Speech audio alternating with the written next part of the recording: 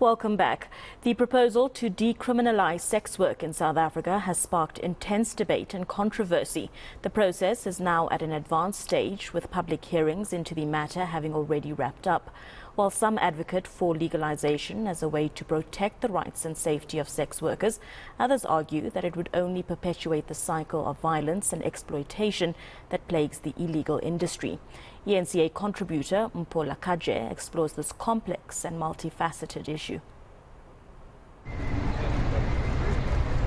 Discrimination, harassment, assault, rape, and even murder.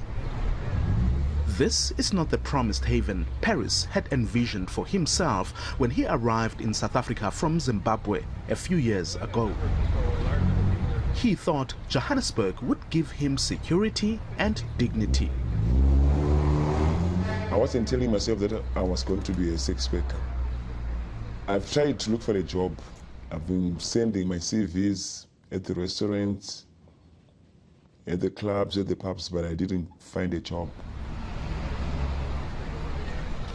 I ended up being a sex worker because I need to take care of myself, I need to pay rent, I need food, and I also need to take care of my family.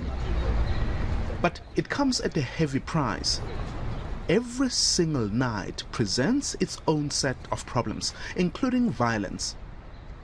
I got a client where I'm working in the street. Then we went to the park. He didn't want to pay my money, so we started, having arguments. He took his pan, then he hit me here at the back, So I started bleeding. Then he left me in the park. Then he drove off. It breaks my heart to see how many sex workers have actually died and how many sex workers have been violated.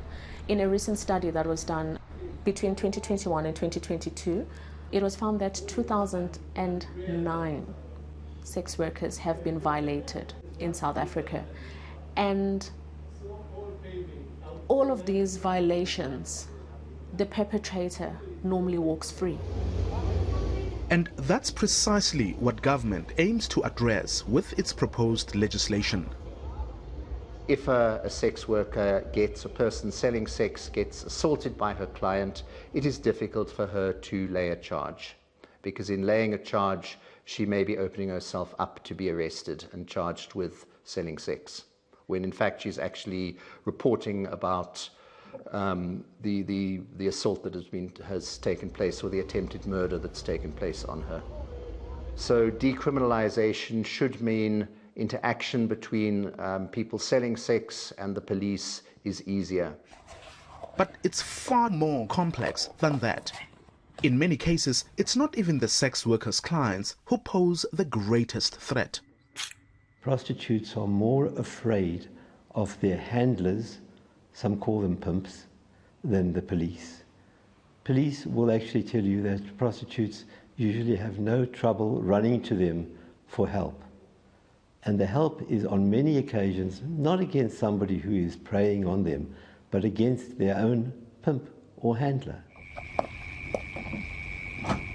We are very much against criminal activity, and we are very much against pimps, because pimps also abuse sex workers, and sex workers have nowhere to turn to, because you get some pimps who will take 100% of the person's earnings. So, based on the nature of the commercial sex industry and its complexities, the proposed legislation might not change much.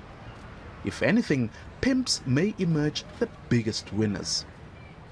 These handlers and pimps are, whether you like it or not, good businessmen.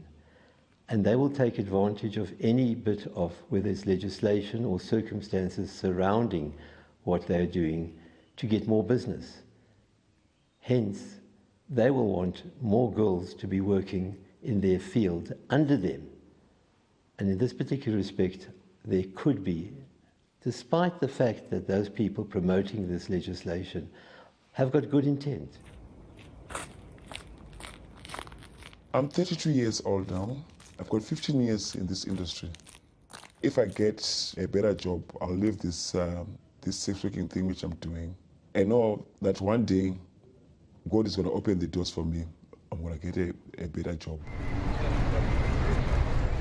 Mpho Lakaje, Johannesburg.